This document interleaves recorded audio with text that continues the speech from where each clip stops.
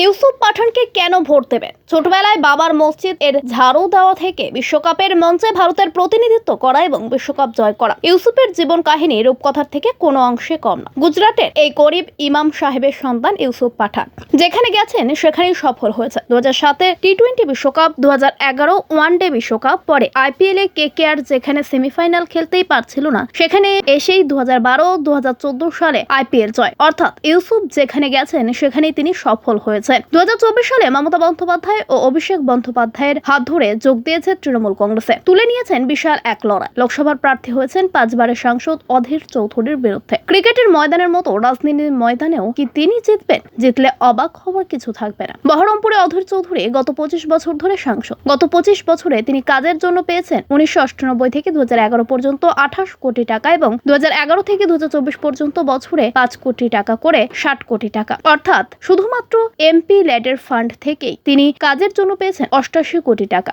এখনো তার পড়ে রয়েছে 12 কোটি টাকা, যে টাকা তিনি ব্যবহার করতে পারেন, ফলে সেই টাকা ফেরত যাবে। শুধু এখানেই নয়, তিনি রেলমন্ত্রী ছিলেন। 2014 সাল পর্যন্ত অধীর চৌধুরীর দল ছিল ক্ষমতায়। চাইলেই মুর্শিদাবাদে হারানো গৌরব ফিরিয়ে আনতে পারতেন, কিন্তু তিনি করেননি। প্রতিটি এমপি কেন্দ্রীয় বিদ্যালয়, যেটি সরকারি বিদ্যালয় এবং সব থেকে ভালো পড়াশোনা হয়, সেখানে প্রতি বছর 10 জন করে শিক্ষার্থীকে রিক্রুটমেন্ট করতে পারেন। 70% যেখানে মাইনরিটি, সেখান থেকে গত বছর আগে পর্যন্ত কোনো মাইনরিটি শিক্ষার্থীকে রিকমেন্ড করতে না। এই ঘটনা লোকে জানতে পারলে মুখ বাঁচাতে গত বছরে 3 জন মাইনরিটি রিকমেন্ড করতে বাধ্য হন। বহরমপুর এলাকার মানুষ এখনো পাননি ভালো রাস্তাঘাট, নেই কোনো শিল্প, বন্ধ হয়ে গেছে বেলডাঙ্গা সংলগ্ন সুগার মিল, ন্যায় বিচার পায়নি কাটরা মসজিদ বাঁচাতে গিয়ে শহীদ হওয়া ব্যক্তিরা। মুর্শিদাবাদে আলিগড় ক্যাম্পাসে ফান্ডের অভাবে ধুকছে, অথচ অধীরবাবু একদিনও সংসদে মুখ খোলেননি তিনি। স্থানীয়রা এবার পরিবর্তন চাইছেন বহরমপুরে। তাদের দাবি, অধীর চৌধুরী গত 25 বছরে চাইলে জেলাকে আরো দেশের সেরা জেলায় পরিবর্তন করতে পারতেন, কিন্তু তিনি সেটা করেননি। সুগার মিল বন্ধ হয়ে গেছে,